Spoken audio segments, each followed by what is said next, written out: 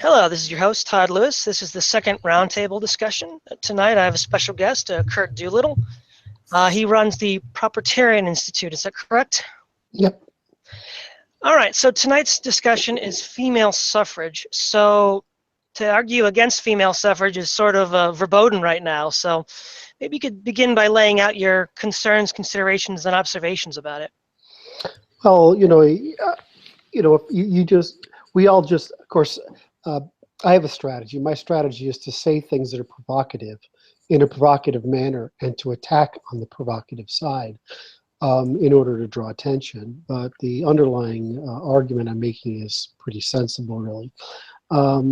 For most of our Anglo history, or history we consider over the past 1,000 years, we've maintained the monarchy as a representation of the nation, the nobility or territorial nobilities, and we developed the House of Commons for property owners, and that functions somewhat as a market a market for each of the classes to create commons with. In other words, it still took the sort of a vote or unanimity in the old model to bring about to accept an investment in the commons. My argument has generally been that the big mistake we have made in the UK and here is that we didn't expand that model with additional houses for the working class or the non-property people, or the people who didn't have responsibility, because we think of property today as owning your home, but what we own property in the past that has more to do with we own a matter of production, a function of production, so that we were involved in production. My argument would be that we didn't add houses for labor or the underclass or women. The church the church in its own way functioned very much as a house of government, and very much as a house of government specialized in taking in the representation of the people who didn't own property and didn't have any sovereignty. And so my basic argument is the extension of the franchise to women without giving them a house of their own was essentially doubling down again on the mistake we made, which was to create monopoly majoritarianism and a monopoly government, where we had evolved over our most of our history under contractualism, various forms of contractualism in the Anglo-Saxon model, that we had evolved a market for the production of commons. And so what we did is we brought on single house majoritarianism, which means underclass rule, and we destroyed the ability of our classes to operate together, making trades and producing a market. Somebody's got to turn this down because it's really distracting the hell out of me. So we destroyed our civilization's premise, which is markets and everything.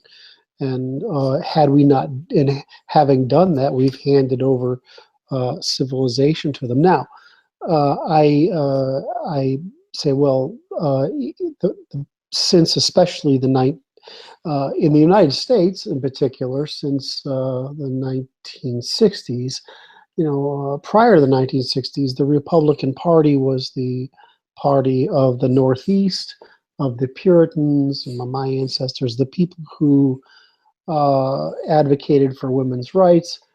After the feminist revolution in the 1960s, the Democratic Party took over feminism as the advocacy of women's rights. And at that point, you start seeing the fragmentation and the continuous decline of the family. And so, once you have no longer the family structure, no longer men and women having to make their compromise outside of government, then women are voting consistently, and demonstrated most every time, that they'll vote left against the requirement to form a stable family in order to be able to bear children and hold offspring. So we have a couple of tendencies here that have accumulated in the systematic overthrow of what was our ancient model, which was that, you were a serf or a human. You were a serf or a slave. You had no rights. You have a serf. You have some independent ability to support yourself, but obligations you can't escape.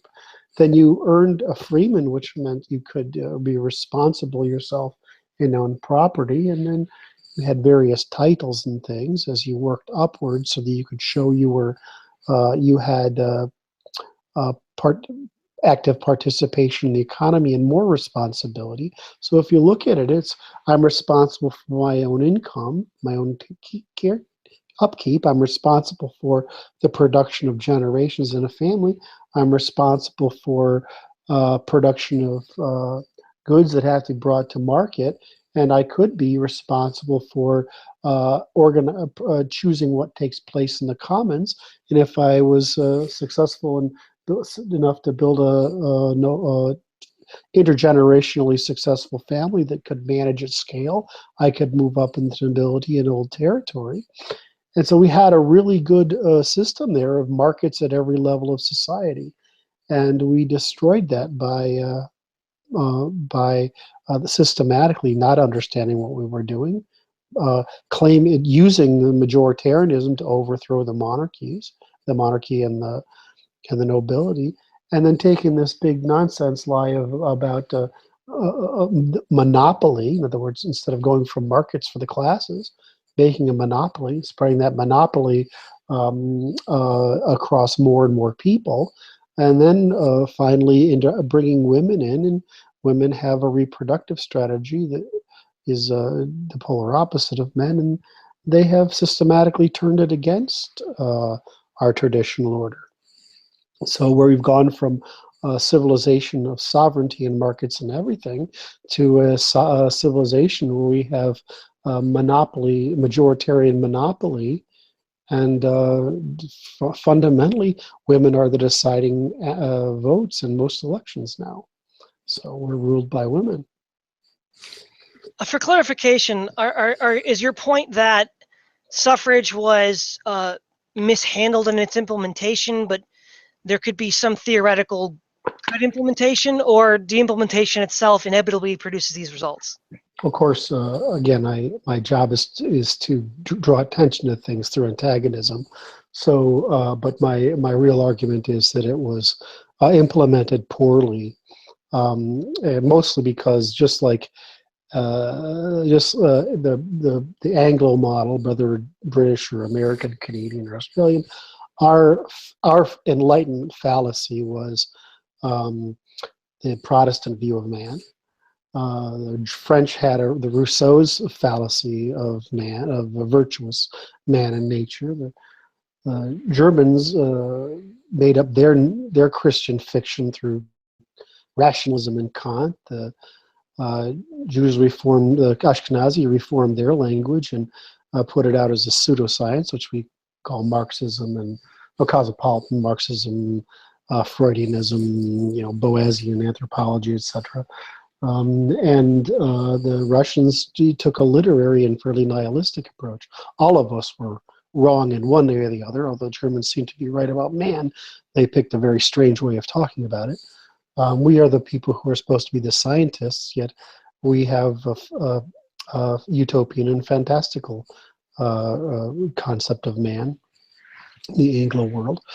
So, we all sort of screw this stuff up, and for various reasons, we came out of the Enlightenment actually reversing our civilization's founding principle, and the reason we evolved faster than the world and the rest of the world and the ancient world and the modern is markets and everything. When we stop doing that, we become like everyone else, and that's what's happening. We're becoming, like everyone else. The major difference is the the Eastern world uses uses harmony and balance and non-conflict and authority. The middle of the world just uses every form of deception and double talk on earth. And the West, well, originally we used markets and everything in reporting or testimonial truth, a very empirical kind of truth, the only people to ever have discovered it. And we've sort of abandoned that over the past 100 years in every way possible. So my view is we started out with pretty much the solution to ideal government, and industrial revolution hit us pretty early, and we screwed it up since then. Okay, Keith, Preston, do you have any comments or thoughts about what Curt just said? Yeah, well, I find Curt's arguments to be really interesting, and I'd like to hear more about the trajectory that he's outlining there, because I do think a lot of what he's saying is correct or accurate. As far as the issue of female suffrage, I view it as something of a paradox, because if we look at history, we see that women traditionally were always a subordinate population, and in ways that were not necessarily benign. If we look at much of history and we compare it with the treatment of women that we see in certain parts of the world today, in sub-Saharan Africa, in parts of the Middle East and South Asia, we see that what we see in as far as the treatment of women in some of the most backward parts of the world today historically was the norm, even in a lot of civilizations that were otherwise fairly advanced civilizations. So I think the left is correct when they talk about the ways in which women have historically been given the short end of the stick in terms of just a broader range of social and political practices and things like that. Now, as it was in the West that women first started to really achieve a higher degree of status. It's still the case that the status of women in many parts of the world is what it was in ancient times or medieval times. It's been primarily in the West, not exclusively, but primarily in the West, that the status of women has risen to the level where we more or less have gender equality or whatever you want to call it. Now, of course, there are present-day leftists who talk about how we're swimming in a sea of patriarchy, supposedly in modern Western civilization. I say that's crazy. The problem is that the left has been so successful in achieving so many of its core objectives that the only way the left can stay in business is to keep raising the bar in such a way that they define things like oppression in increasingly bizarre and absurd ways. But historically, it was in the Western world that women really achieved full social and political and economic equality. And it's been something of a paradox, because on one hand, I do see that as social progress, certainly in the same way that I see things like the abolition of slavery as progress. It's also true that by inventing modern democracy, we've had this effect where the state has become all-encompassing by creating a system of mass democracy where it's one person, one vote, everyone gets a vote, and everyone essentially gets a say on everything. And then to create this kind of monopolistic state that Curt was talking about, we've created a kind of soft totalitarianism in modern civilization that we did not necessarily have in older civilizations. As these older forms of oppression have been largely eradicated, we've created new forms of oppression that are in large degree rooted in efforts to curb these older forms of oppression. It's the idea that of replacing, for example, traditional monarchies with mass democracy has essentially created a type of system of mob rule. And there were critics, excuse me, there were critics of this early on that observed some of these things as they were evolving. For example, one of the earlier anarchist theorists was Pierre Joseph Proudhon, who was actually very critical of modern democracy. He was an anarchist. He wasn't a traditional monarchist or anything like that, but he actually was very critical of the way in which modern democratic states were evolving in the same way that many traditional conservatives were at the time. He was also very critical of feminism, even as it was in the 19th century, and was a strong advocate of things like the patriarchal family and things of that nature. We also see other thinkers, from liberal thinkers as well as radical thinkers from the 19th century, that were critical of the way in which democracy was becoming this all-encompassing statism. We see some of that in the writings of John Stuart Mill. I think Peter Kropotkin really nailed it when he basically said that, at bare minimum, democracy is simply the tyranny of the majority. And I think it's unfortunate that in modern Western civilization, we have this prevailing paradigm that says that democracy is essentially everything. To be against it, to criticize it, is to be reactionary or backward or unsophisticated. One of the reasons that along the way that I developed an intellectual interest in thinkers like Carl Schmitt and people of that nature is that I was always very interested in criticizing modern democratic states in a way that I think that they are not often criticized. And I would go and look for thinkers that had subjected modern democracy to certain amounts of criticism.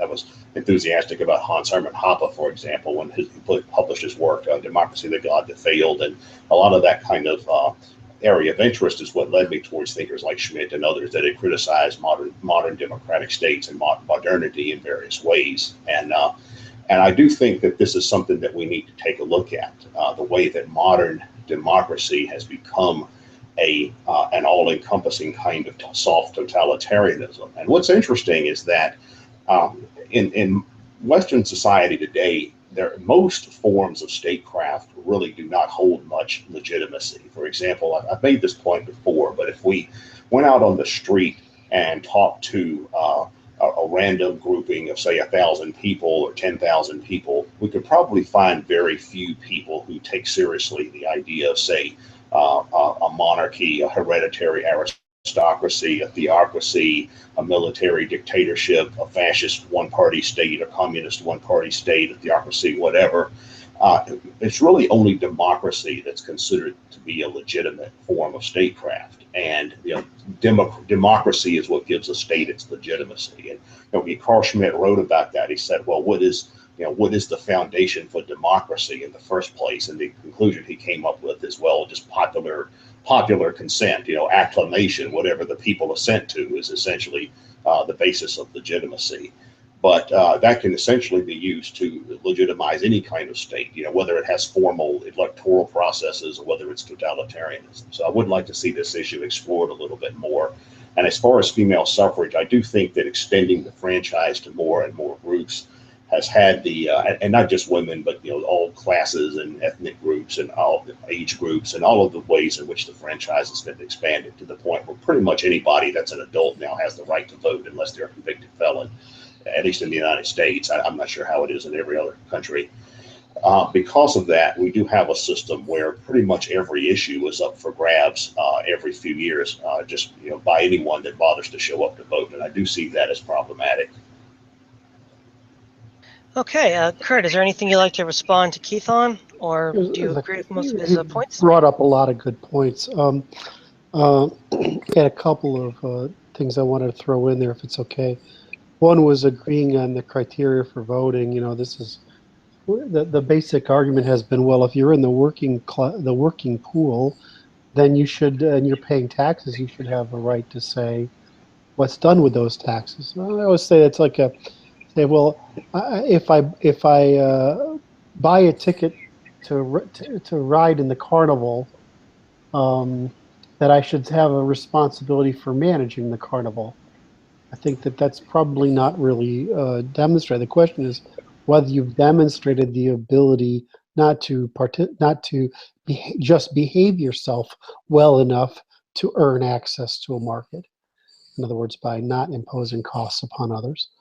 And if you now have access to this market, you have to be able to do two things, which is sell services into it and buy services from it, and that the market takes fees for your on your buying and selling in order to establish the order that makes, suppress all the bad things that people tend to do, leaving them only good things to do in that market, that you pay that tax for it. You pay a tax on it. I don't understand why paying for the service gives you right to say what that service is. I think instead we want an empirical test, and those empirical tests are, yes, you can not do anything bad. In other words, you're not a criminal.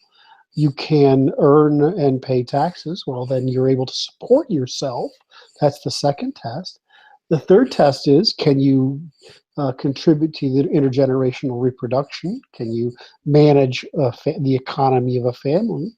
And the next test is, can you manage the economy of an industry? In other words, a business, small and medium or large size business, or finance.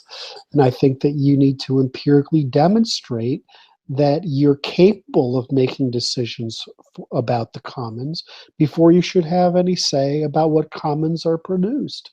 So, I think that we let this argument get away from in other words, what all civilizations do when they fall into these traps is they make moral arguments, not empirical arguments. The empirical argument it is on how do we know that you are a person of sufficient responsibility that you should have any say in the production of market commons. I don't think just because you have demonstrated you're not a criminal and you've demonstrated you can pay for yourself, in other words, enough to pay taxes, that means you are anything other than, at least, somewhat civilized part of this market. But until you're actually demonstrating responsibility for other than yourself, then why should you be able to cause actions that impose costs and impose behavior on people other than yourself? In other words, how can you demonstrate you have the knowledge to and character to do that unless you in fact do that? The way you can show that is by family, business, industry, and finance. That's the only way you can know. So paying taxes was too small a criteria for it.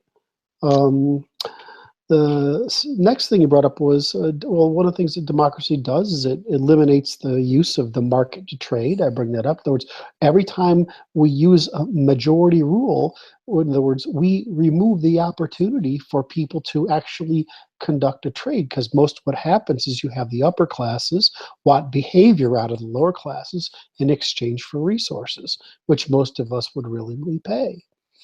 And worse, once we allowed women in there and we allowed redistribution through the state, we basically took the empirical evidence of a man and woman negotiating the difference between their reproductive strategies in the industry or the business we call the family, and you move that out of where it's empirical into the state where it's completely abstracted, unmeasurable, and pseudo-moral.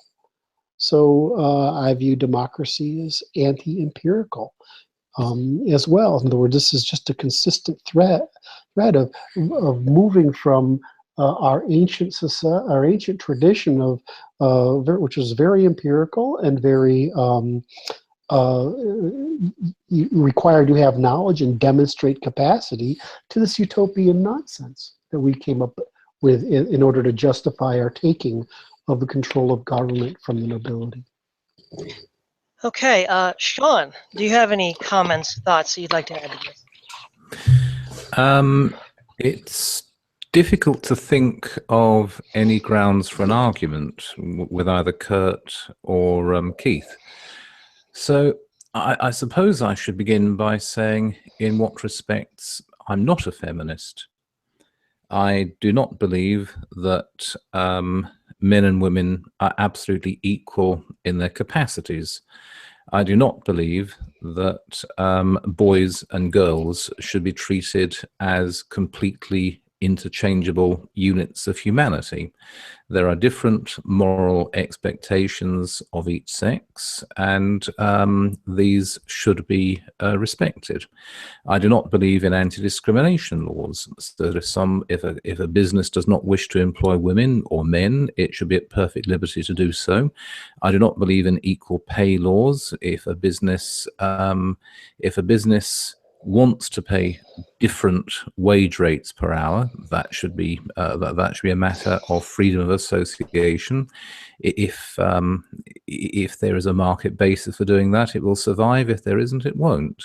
I do not believe that the divorce laws, not that I fortunately have any experience of them, I do not believe that the divorce laws are entirely fair between men and women. They have been slanted too far in my country and probably in yours in favor of women.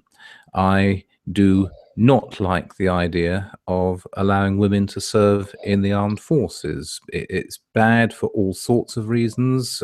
Military discipline and effectiveness are only a small part of my objection. All this being said, I really cannot find it in me to say that women should not be allowed to vote. I also do not believe that a married woman should not be able to own her own property. There is an obvious reason why women should be allowed to vote on the same basis as men. The fact that women are the fact that women have during the past 100 years increasingly entered the workforce, the fact that they hold often very senior professional positions, and largely by their own merit, there is a great deal of preferential treatment of women in the workplace. But even if that were stripped out, there would still be women at all levels in the economy. I do not see any political traction in saying that women should not be allowed to vote. Now, there may well be good arguments for restricting the franchise. You could restrict it to married people with children. You could restrict it to people who were born in a particular country. You could restrict it to people whose grandparents were born in a particular country. You could restrict it perhaps on some basis of income. You can cut and slice the electorate, you can cut and slice the population as you will, to try and produce a smaller electorate. But I really see no purpose, and I really see no popular acquiescence in restricting the franchise to men. It is something that I do not believe will happen, and I see no reason why anyone should seriously want it to happen. That's all I have to say at the moment. Is there anything you want to add to that, Curt? Well, I would say that, Sean, what if we had separate houses for men and women? Not physically, but let's just say that for whatever reason, the men and women have to both agree for something to pass. But I don't see the point. You don't see the point morally, or you don't see the point empirically? I don't see the point in either respect. Women, I'm often told that women tend to vote for more left-wing parties than men.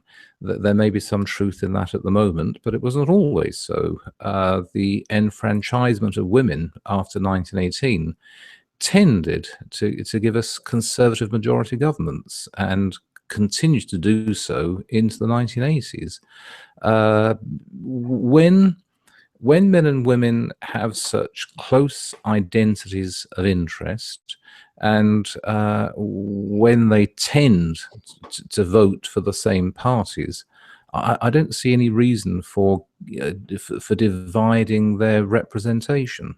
That they might as well all elect representatives to the House of Commons on exactly the same basis. The problem with modern democracy, I feel, is not that women have been given the vote, but that modern democracy in itself is something of a fraud insofar as it isn't democracy, as the Greeks sort of recognized it. And also it tends to be colonized at the top by people who simply have no interest in representing the people who vote for them. And stopping women from voting would not fundamentally change that problem. It certainly wouldn't solve it. Well, I agree. What I'm trying to get at is, of course, in the States, women have decided the election, especially the presidential election, for a long time now, and women tend to vote more as a bloc and less distributed than men do, and women tend to vote more left. Now, this appears to be, as you brought up, it wasn't always the case. It appears to be a function of their independence in the family, right?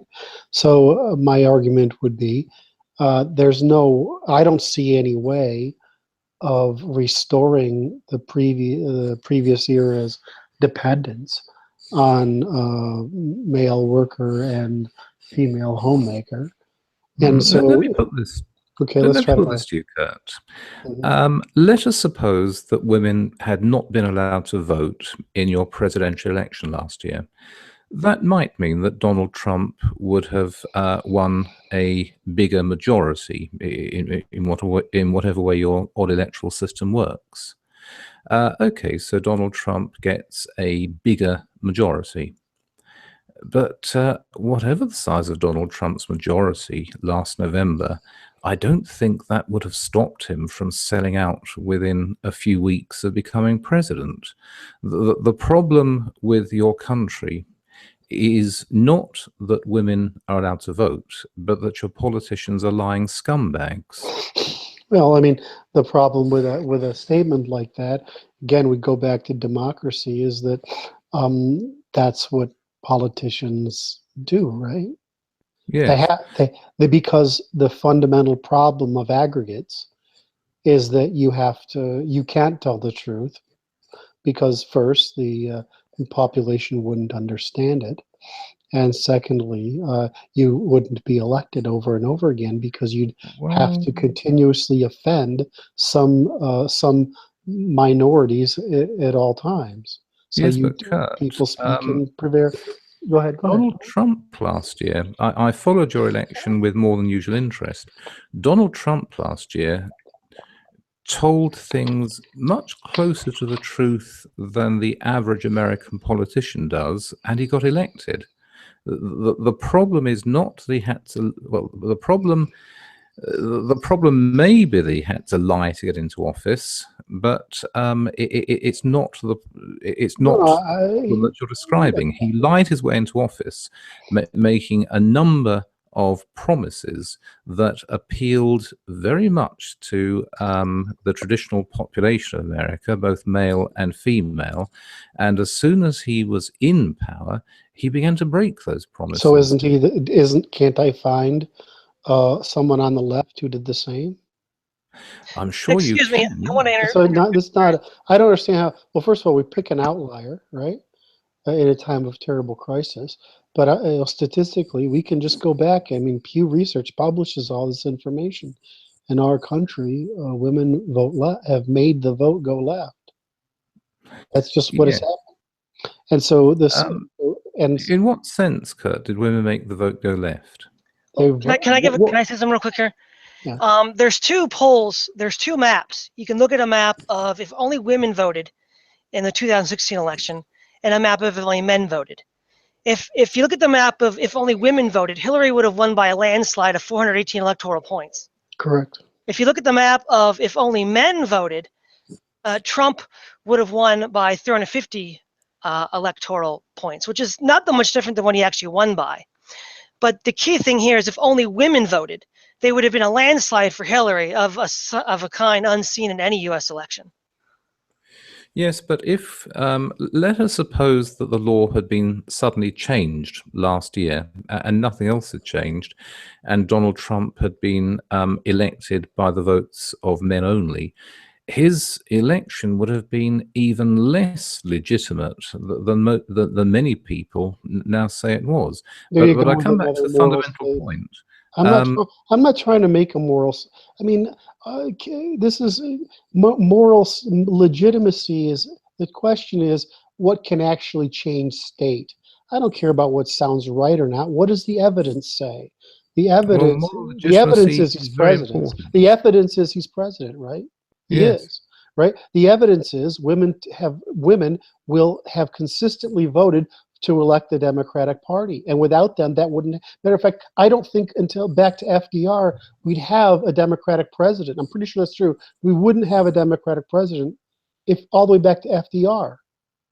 Yes, I That's know, so, but I think the point I'm making, well, I know the point I'm making, is that Donald Trump may be an outlier, but he was elected with a mixed franchise.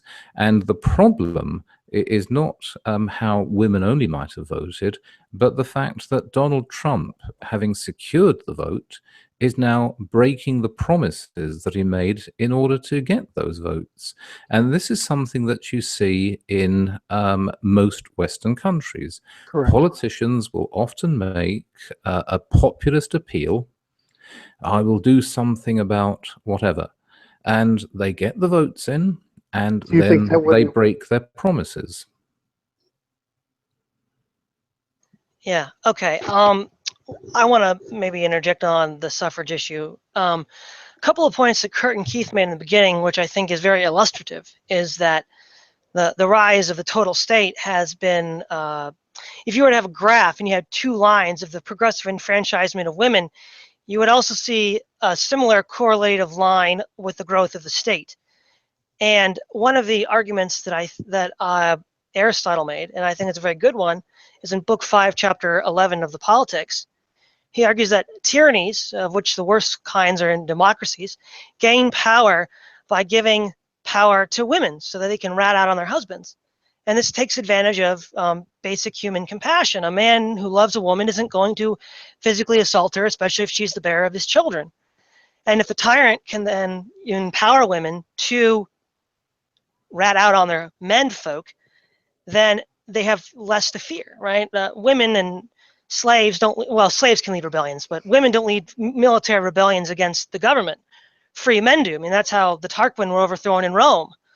Brutus and his men were avenging the rape of, I forget whose wife it was, but Lucrece, yes. And then he avenged himself against the Tarquin.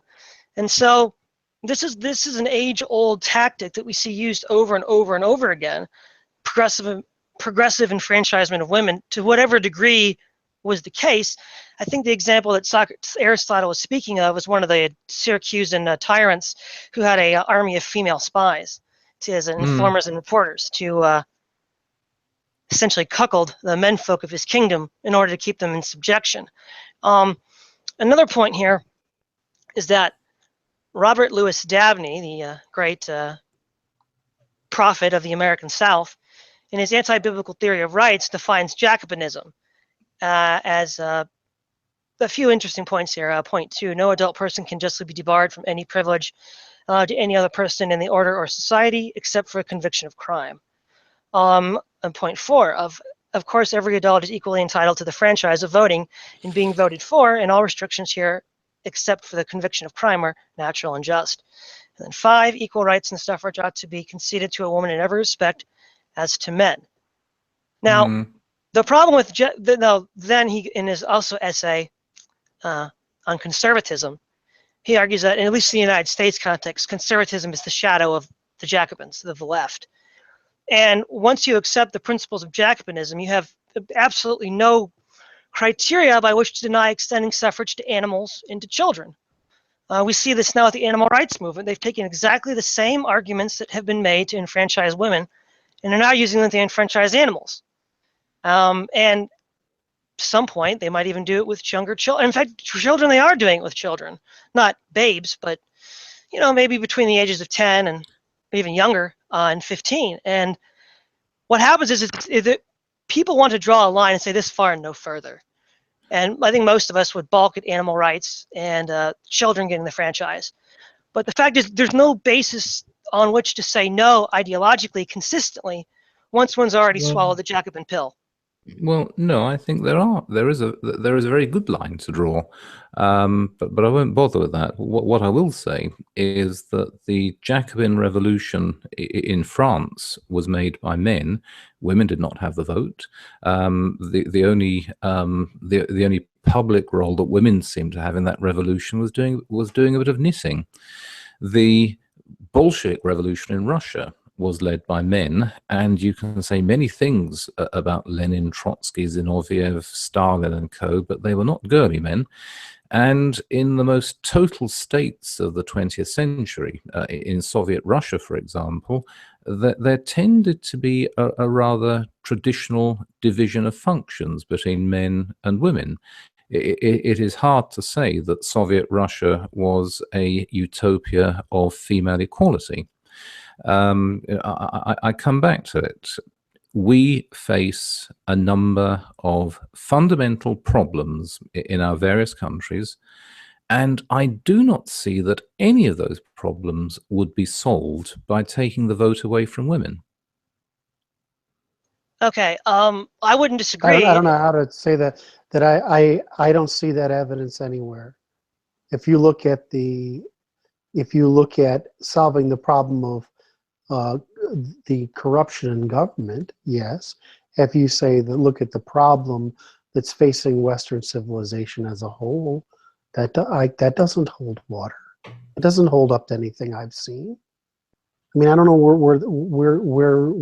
how do we test that hypothesis?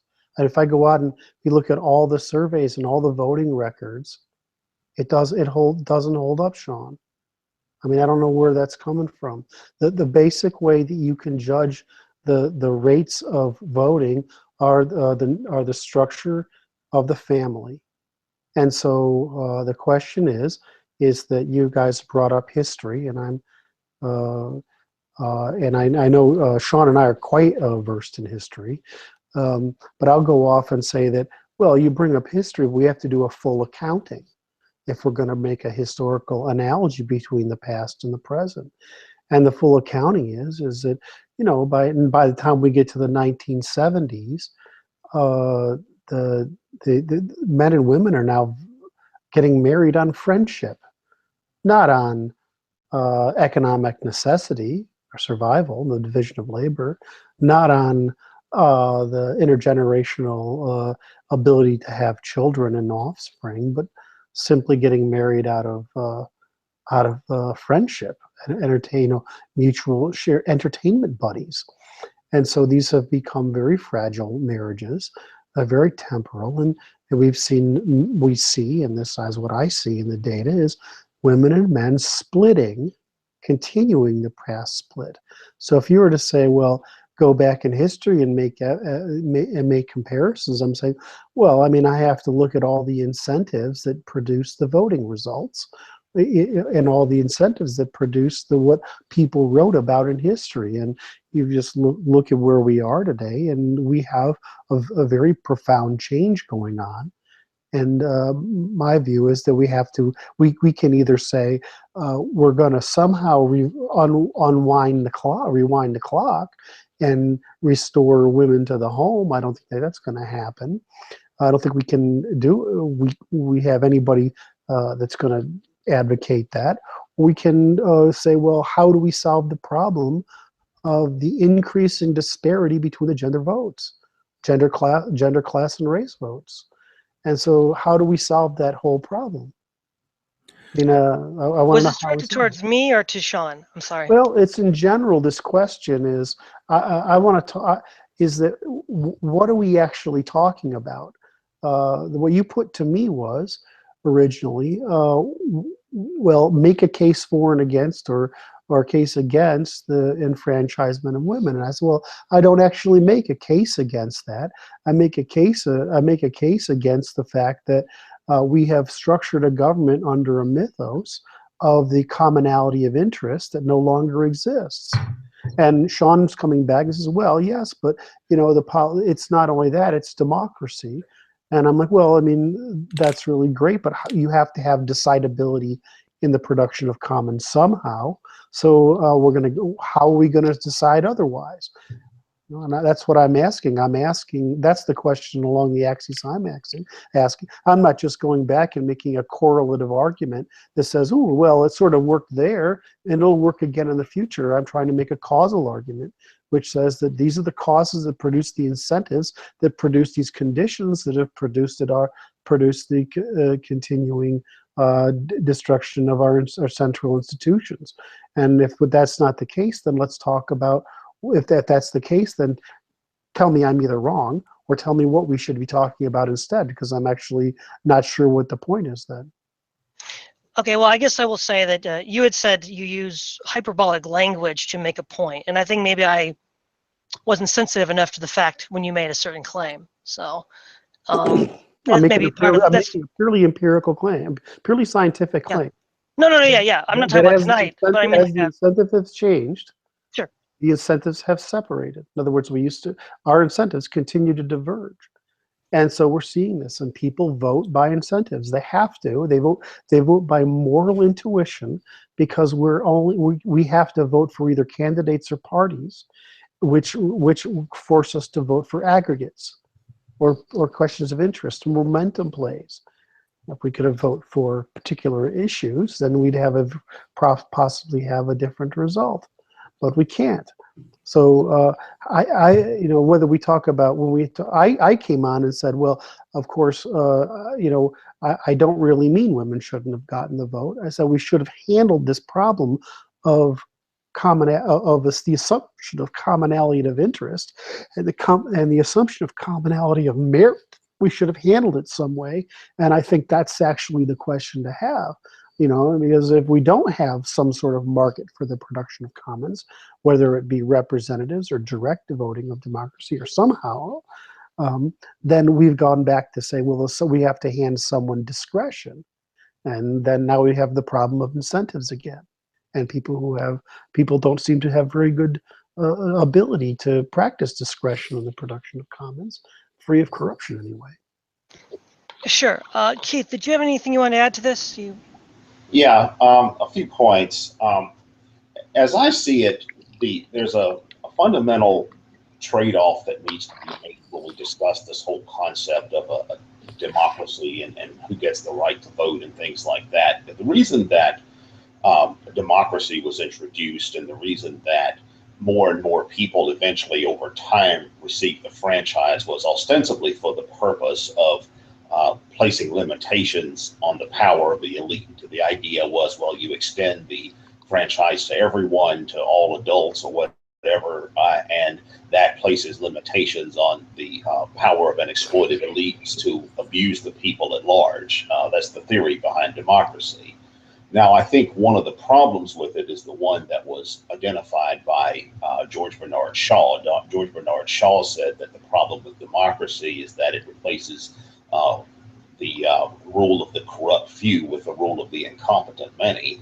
And I think probably that was overly optimistic. If anything, I think what modern democracy has done is it's created a system where you have the corrupt few are still in power, only now the incompetent many also have the right to vote. So that simply makes it, in some ways, I think, easier for the corrupt few to manipulate the incompetent many. And we see that here in America as much as anywhere, where our elections now are basically just entertainment spectacles. I mean, they're like professional wrestling matches or something like that.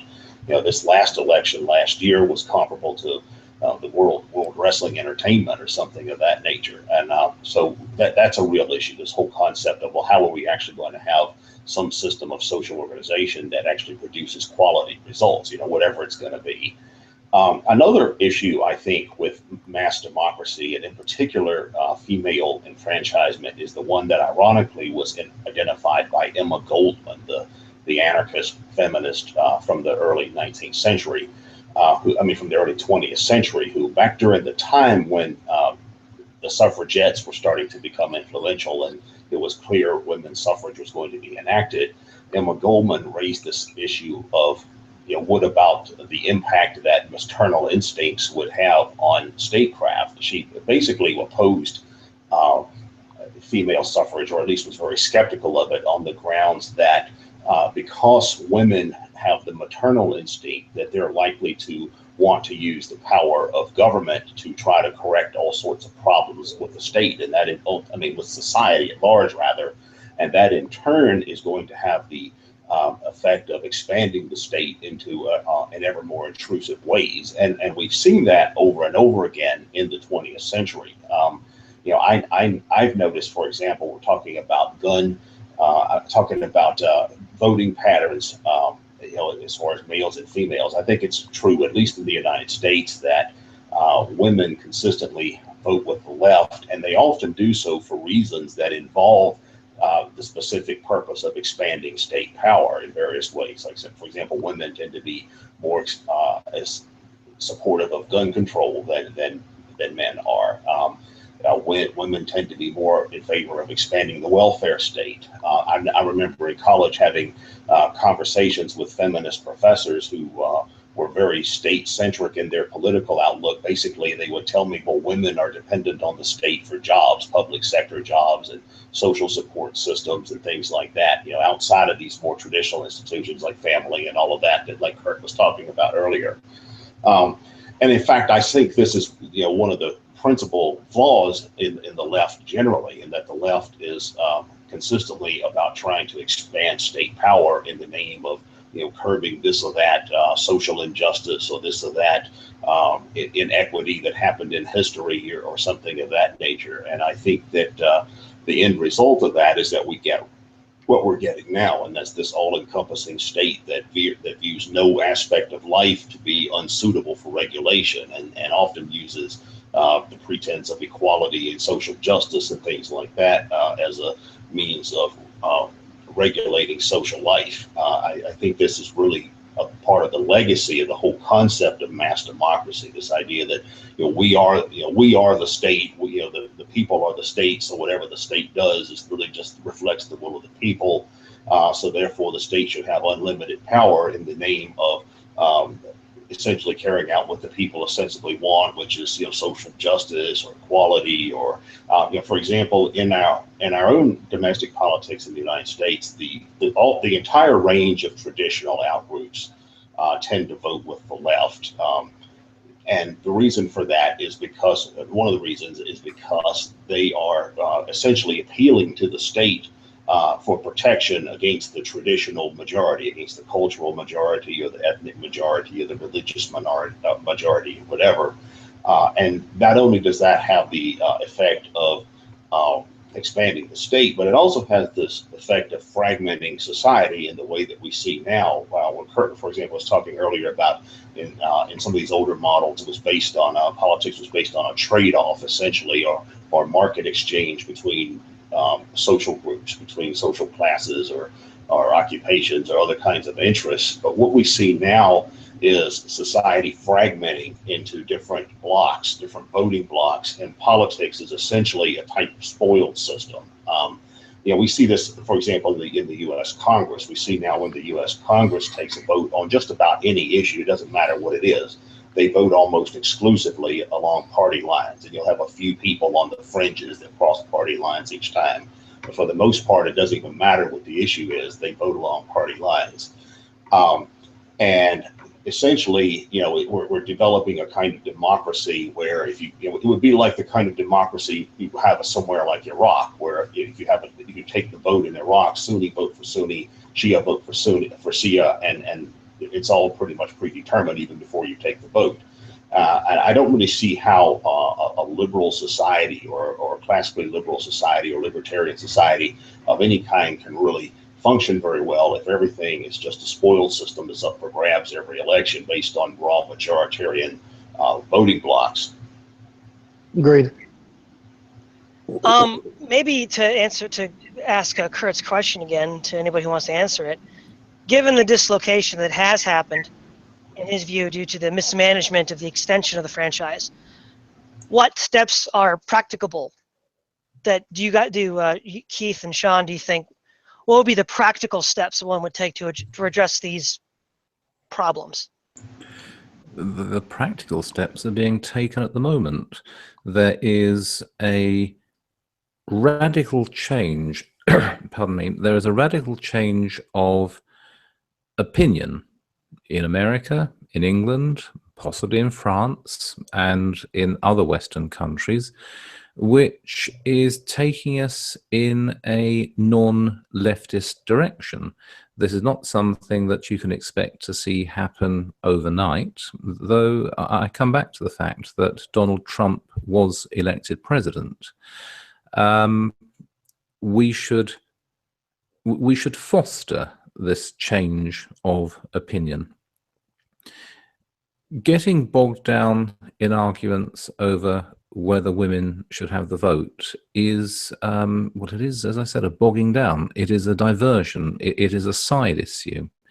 It may be that some of the arguments for female suffrage were not as well made out as they often seem to be. But the fact remains that women do have the vote. Women do not vote as monolithic sexual groups in the same way as ethnic groups vote. And I do not see that of all the problems we face, that the enfranchisement of women was one of the main causes of where we are at the moment, and I do not see that arguing about female suffrage is likely to take us half an inch in the right direction. Yes, but that's what we were asked to talk about, though, right? Yes, but we currently have an election in this country, and what you will find is that most members of parliament who are elected next month will be men. There'll be women candidates, and there is no reason to suppose that women will vote as blocks for women candidates. What will happen is that some women will vote Labour, some women will vote Conservative, some women will vote for other parties, and the sex of a particular candidate is pretty well irrelevant. Now, once you move away from dividing the electorate by gender to dividing it by race or ethnicity, then you will see a great deal of block behavior, and that is a much larger problem than whether women have slightly different opinions on certain issues from men. Correct, but again, that goes back to the question: is how do we solve this question of people with no longer homogeneous interests? And gender is just one division. We have gender. Well, you cannot have a representative democracy in a fundamentally mixed population. Correct. That is the problem. Well, that's what I was trying to get to. I don't regard men and women of the same group as having fundamentally different interests. Well, I mean, I can't. Again, the Westminster system is superior to our system in many ways. In our system, we can see it in the evidence. In your system, it's much easier to perform rotation of power than it is in ours. And so, of course, you're going to get more clear demarcations in our system than you are in yours. And we're also going to have, we've also had what I believe is more destruction of the family in our society than you have in yours. So you're going to see a more example of it.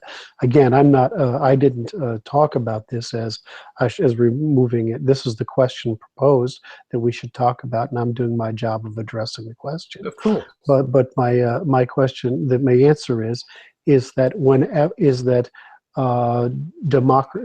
if we're going to have democracy, there are variables we can control for. The variable we used to control for was class interest. That functioned quite well. We destroyed it through a bunch of means. We've run 100 and some odd years of experiment on it. It doesn't seem to be working very well. Your argument at present is that, well, we're which I agree with. We're seeing the population now with a gun to its head moving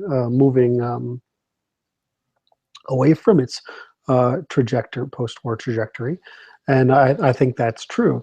But in the general sense of I have to argue the data.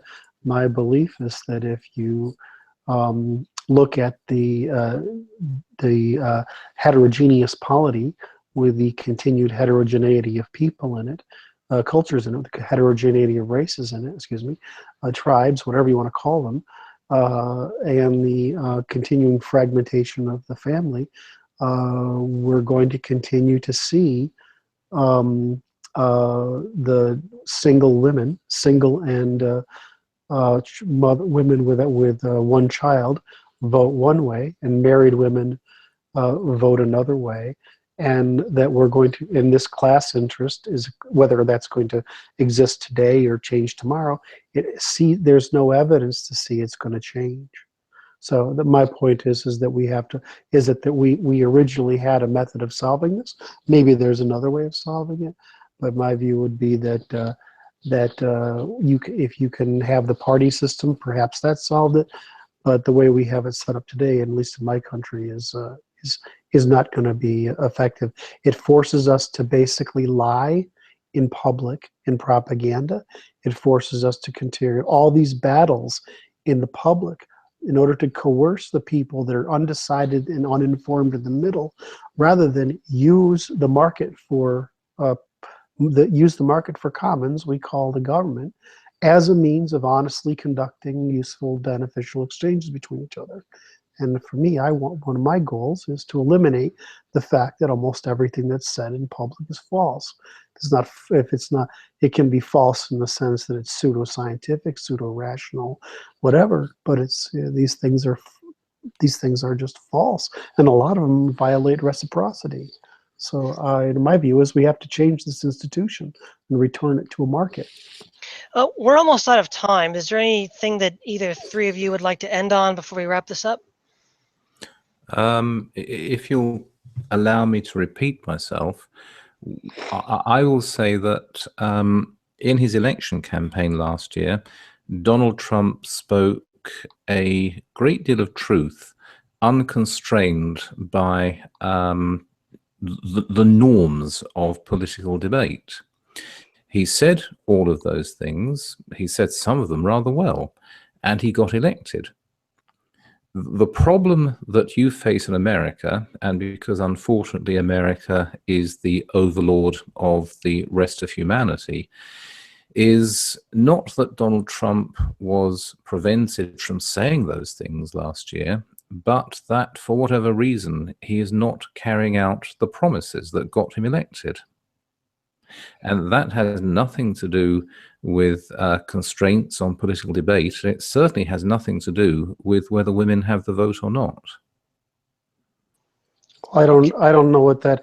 Everybody. I mean, I don't know. I mean, maybe you don't read the same things we do over here, but I mean, very few presidents continue through in their promises because they lack the knowledge to make promises that can be carried through upon. Now, if you look at, that's just the answer, because you can't think you're going to take over the presidency and get through. I mean, you can go through and give the deep state changes it wants, and you can get that through. But if your job is to go in and undermine the deep state, you're not going to get that through. That's the problem of the deep state, though. Are American women rioting in the streets demanding war with Russia? Was there a mass writing of letters? So you want to? So what you're saying is you want to. We got on this call to make because I got invited to this call to talk about institutions and incentives and methods of decidability in the abstract, and you want me to try to defend Trump? No, I'm not. Because that's what you sound like you're doing. No, I'm not asking. I'm not asking anyone. The issue is that you practically our Constitution, our system of government, is doing what it's set up to do. It's set up to make it very difficult to get anything done, unless everybody agrees.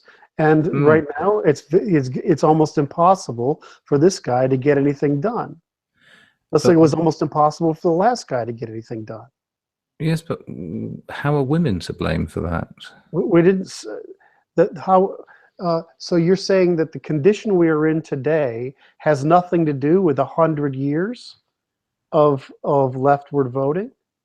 It Is has a that your lot. argument? It has a lot to do with 100 years of leftward voting, but it has very little to do with the fact that women have been able to vote. Right. So what is so what? I thought we I were think we're arguing about out of about. time. Is there anything you want to end with, Keith? We're not arguing with that. That's the point. Is that you're trying? Is that we asked a question of how what would you do? Well, I said I think they were brought in with a, and we made a mistake that we've amplified multiple times by saying we brought in another class of people with what were similar interests under marriage, and there are dissimilar interests under what is quickly becoming the serial marriage, and that women are increasingly voting towards the expansion of the state programs that further weaken that alliance. And that's just, I'm just saying, how do we fix that question? And yet you're going in and saying, well, if that was different, how would Trump be different? I don't know, because the whole world would be different if that had happened.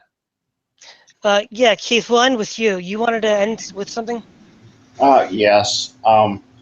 Ultimately, I think when it comes to some of the biggest problems, it is the deep state that is really the ultimate problem in many ways. And beyond issues of demographics and how the franchise is distributed and things like that. However, I will say that throughout much of my political life as a political radical, my main interest was always in advancing opposition to the deep state, or at least the kinds of interests that are around and connected to the deep state. What I found, however, in doing that is that this was something that the left had no interest in for the most part. Instead, the left was more interested in appealing to the state as a means of advancing its own social goals and things of that nature. I did find that to be an interesting learning experience along the way.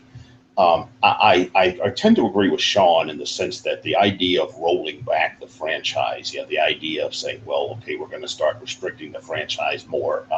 I just don't see that as a sellable product in any 21st century Western democratic government.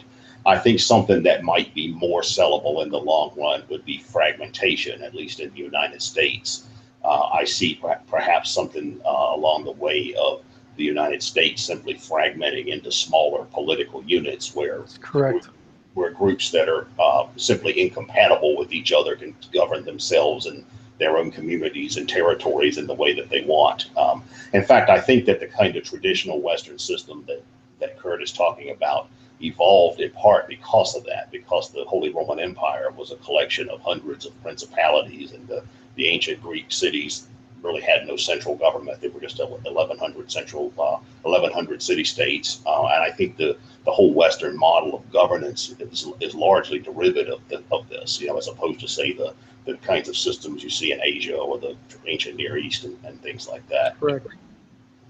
All right. Well, thank you guys for coming on. This is Todd Lewis signing off.